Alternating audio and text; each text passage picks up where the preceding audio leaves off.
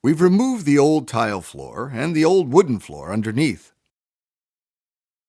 We've cleaned up the floor and laid down our first row of 15-pound felt paper. Now it's time to lay down the new floor. The first thing we have to do is to make sure that the first course of flooring will clear the trim of the register. In this case, the first course fits. If not, we would have had to cut the first course of flooring to fit around the register trim. To set up the position of the first course of floorboards, measure the width of the floorboards and add 3 inches to allow room for the snap line, so that it won't be in the way of nailing the floorboards.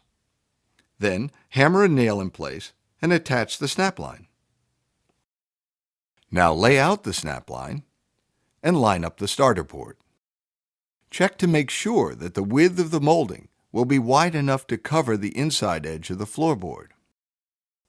Because the wall in this room is bowed, we're going to set back the starter line 1/4 of an inch closer to the wall so that the molding will be covering the space between the bowed wall and the starter. Continue to line up the boards until the entire starter line is laid down and ready for nailing. The space in front of the threshold to the closet can't be covered by the molding, so we're going to cut a filler to fit. Transfer the measurement to a length of floorboard and cut the filler with a circular saw. Set the filler in place.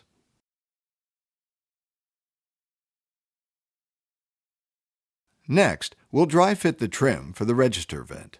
In this case, no adjustment is needed. The first strip is face nailed towards the grooved edge so that the baseboard molding will cover it when installed. We carefully align the first row of flooring with the string so that it's as straight as possible. Try to place the face nails into the floor joists to hold the first row in position as we blind nail the next several rows. If we keep the first 3 rows perfectly straight, then the rest of the floor will look better and it will be easier to install.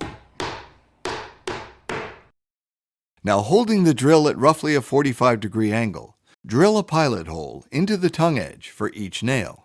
Then nail in 8-penny finish nails so that the nail will be hidden by the next course of flooring.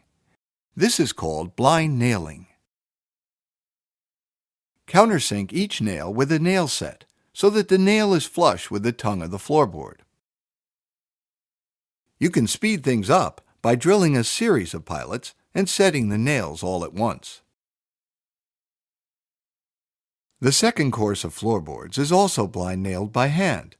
Set each nail flush with a nail set.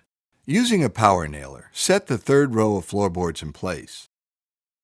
A power nailer is specifically designed to drive blind nails into tongue and groove floorboards with only 1 or 2 hammer blows. The power nailer leaves the nail cleanly set. The modern flooring nails feature barbed edges that prevent the nails from working loose. Here's a barbed nail next to an old-fashioned cut nail for comparison. The course of the flooring for the other side of the register will need to be notched to fit the register. We carefully measured, cut, and fit the section in place. Now drill pilot holes into the trim. Nail the trim into place, making sure to set the nails. Hand nail the last piece of flooring behind the register and insert the register. Keep vacuuming up the debris as you go to maintain a clean, smooth surface. As you roll out the second line of 15-pound felt paper, be sure to overlap the seams at least 4 inches. Floorboards should be staggered or racked so that the edges of the floorboards are at least 6 inches from a joint in the previous row. By the end of the morning, we're more than halfway done. Working steadily across the room, note that the next dozen or so courses are laid out by length, ready for installing. When you reach the other side, we switch back to setting the nails with a hammer, as there's no room for a power nailer. For the last 3 courses of flooring, the floorboards are pressed into place with a power jack. As we move along, we press the last course into place. Drill a pilot hole and top nail the last course. 2 more pieces fill out the space in the doorway. If a piece doesn't fit, don't force it. Measure the difference and carefully trim it to size. Taking your time will assure a perfect fit. Be sure the piece is snug by tapping it in place with a mallet or hammer while using a scrap of wood as a buffer. Now insert the oak bullnose edge. Again, be sure it's snug, using a hammer and a piece of wood to protect the bullnose. Next, drill pilot holes, and then drive and set the finishing nails.